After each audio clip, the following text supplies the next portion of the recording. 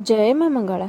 आज मु आपण मन पाखक नहीं आसी एक नुआ रेसिपी जहाँ आपण घरे केबे भी बनई नथिबे।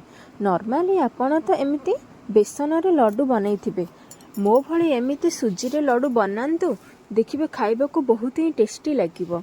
आपण थरे बनैले बारंबार बनैबा को इच्छा हबो, एते टेस्टी। भिडियोटी को प्रथम रु शेष पर्यंत देखंतु। भिडियोटी भल लगिले निश्चय गोटे लाइक करिवे।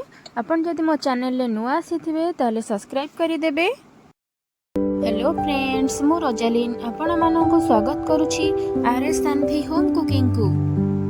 एबे चलंतु हमर रेसिपीटी को स्टार्ट करि नबा। प्रथमे मु एठी गोटे करेई नै जाई छी। एबे मु एठी देई दोछि गुआ घियो। गुआ घियो मु आधा कप रु टिके अधिक नै जाउछि। आपण चाहिए नॉर्मल घी भी यूज करें, किंतु गुआ घी पकेबा द्वारा आमर स्मेलटा भल आसी थाए। घी टिके नॉर्मल उषुम हो सारा पर से आम देदेबा सुजी। सुजी मु एठी गोटे गिना नहीं जाउछि। आपण जदि अधिक क्वांटिटीर सुजी लड्डू बनैबा को चाहुचंती ताहले सेही अनुसार अधिक क्वांटिटीर सुजी यूज करि परिबे। एबे आमे कोन करबा ना, सुजी को घी सहित टिके भाजी नबा। ए स्टेज रे आपण गैस को मीडियम फ्लेम रे रखिकी सुजी को हल्का हल्का भाजी नेबे। देखंतु एठी हमर सुजीटी हल्का हल्का भाजी होई गलानी। एबे हमें सेथिरे दे दबा पानी। पानी मु एठी बड़ गिनारे गोटे गिना पानी नै जाउछि। पानी दे साला परे सुजी आ पानी को भल से टिके मिसाई नबा। एठी हमें मिसाई देछे। मिसाई साला परे हमें या को 4 रु 5 मिनिट पई कवर करि नबा। कवर करिबा द्वारा हमर सुजीटी गरम रे टिके फुली थाए। सुजीटा आमर भल कि फुलिले आमर लड्डूटी पूरा परफेक्टली हेई थाए। एठी आमर 4 रु 5 मिनिट हेई गलानी। एबे चलंतु देखिबा। आपण एठी देखि पारुथिबे सुजीटी आमर परफेक्टली भल से फुली जाईछि। एबे हमें एहा को भल से टिके मिसेई नबा।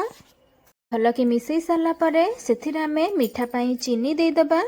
चीनी मु एठी गोटे गिना नै जाउछि। आपण चाहिए भी चीनी को कम बेसी भी करि परिबे। एबे चीनी आ सुजी को भल से आमे मिसाई नबा। सुजी सहित चीनी को मिसेबा पई सेथिरे आमे दे दबा गोटे गिना पानी। पानी दे साला परे सबुतिक को आमे भल से मिसाई नबा। देखंतु एठी मु भल से मिसेई नउछि। आपण एमिति ठीक मो परी करिवे, देखिबे आपणकर ई सुजी लड्डू पूरा परफेक्टली हबो। खाइबा को बहुत ही टेस्टी लागिबो। एठी जदि आपण घांटीला बेले आपणकर जदि तळे लाखि जाउथिबो ताहले आपण एठी घी यूज करि परिबे। तो एठी मु गोटे चम्मच गुआ घी यूज करिछि। भल कि मिसेई दबा। भल कि मिसेई सारला परे सेथिरा हमें कलर दबा। एठी मु रेड कलर यूज करूछि। आपणकर जो कलर फेवराइट सेही कलर यूज करि परिबे। कलर एठी मु देई सारलानी। कलर देई सारला परे सुजी आ कलर को भल से हमें मिसेई नबा। वर्तमान पर्यंत आपण मो भिडियोटी देखिलेनी। भिडियोटी केमिति लागिला प्लीज कमेंट रे मते निश्चित जणाइबे। जदि भिडियोटी भल लागिथिबो ताहले गोटे लाइक करि देबे। आपण जदि मो चैनल ले नुआ आसीथिबे ताहले सब्सक्राइब करि देबे। आपण एठी गैस को लो फ्लेम रे रखिबे। लो फ्लेम रे रखिकी सुजी को हल्का हल्का मिसेई नउथिबे। हल्का हल्का मिसेबा द्वारा सुजी रो पानीटा टिके सुखी जाय थाए, जहा द्वारा हमर लड्डूटा बहुत ही भल से बनी थाए। एठी आपण देखि पारुथिबे सुजीर हमर पानीटी सुखी आसिलाणी। गोटे मोटा आवरण आसी गलाणी। आपण ठीक एही टाइप रो बनेइबे, जमारो भी पतला रखिबेनी, एही टाइप रो मोटा रखिबे। एठी हमर भल से हेई गलाणी। एबे हम ताको गोटे प्लेट रे बाहर करि नबा। प्लेट रे मु बाहर करि आनी छी। जेहेतु हमर एटा गरम थिला टिके ठंडा पई हमें छाडी देइथिले। एबे चलंतु आमे सुजी रे लड्डू बनेइबा।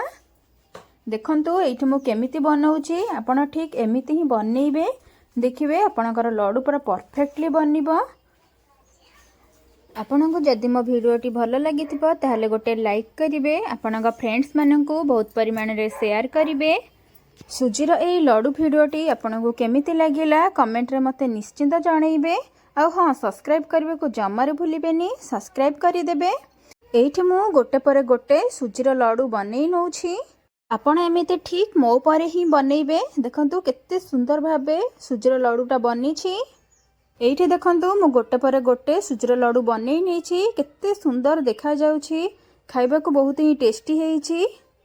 ଆପଣ ନିଶ୍ଚିନ୍ତ ଘରେ ବନାନ୍ତୁ, ସମସ୍ତଙ୍କୁ ଖୁଆନ୍ତୁ, ଦେଖିବେ ସମସ୍ତେ ବହୁତ ବଢ଼ିଆ କହିବେ। ଏଇଠି ଆମର ପ୍ରସ୍ତୁତ ହୋଇଯାଇଛି ସୁଜିର ଲଡ଼ୁ। ଆପଣ ଯଦି ମୋ ଭିଡ଼ିଓ ସବୁବେଳେ ଦେଖିବାକୁ ଚାହୁଁଛନ୍ତି ପାଖରେ ଥିବା ବେଲ୍ ଆଇକନ୍କୁ ଅଲ୍ ଅପସନ୍ ପ୍ରେସ୍ କରନ୍ତୁ। ରହୁଛି, ଧନ୍ୟବାଦ।